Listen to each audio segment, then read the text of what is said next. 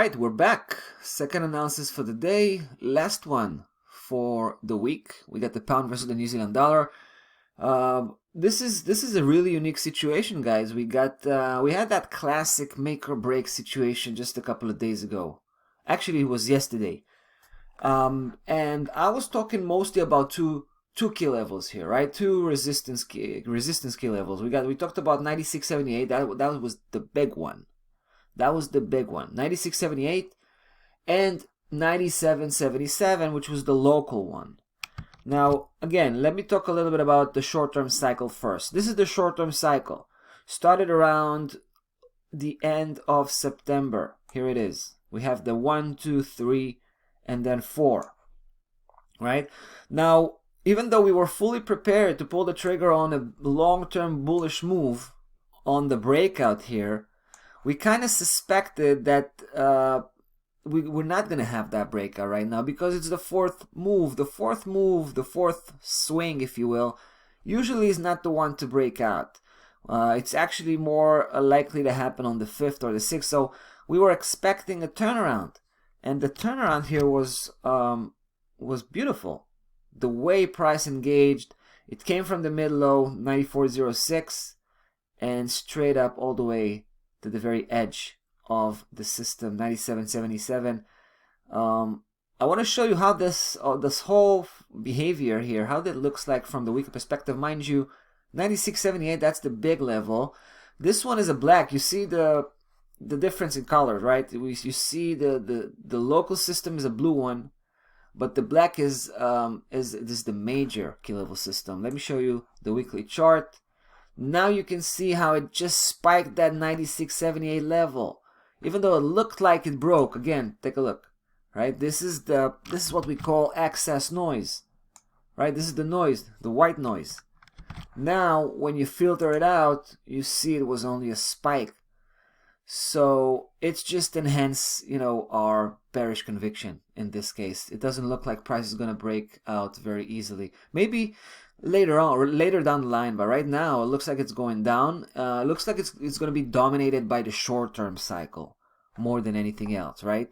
Because again, you see, this is the weekly chart. This is the long-term cycle, guys. Check this out, right? We do believe the long-term cycle is on the upside. We've had a nice move on the way up, and then a drop, but we think price eventually is going to continue all the way to the upper section. But we still believe there's probably a few more moves here on the short-term cycle before price will merge with the long-term cycle. So, and this is exactly what I'm trying to say. So we're basically committing to the short-term move right now, which means price is pushing downwards. We've waited for this moment pretty much. Beautiful turnaround yesterday. Right? And also breaking 96.02. 96.02 was our official trigger. So it got broken, right? This is triggered right now. And one more element I will throw into the fire here.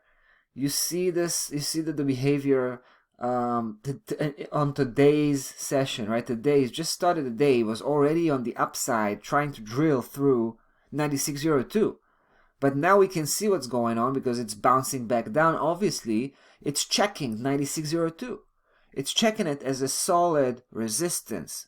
And what does that mean?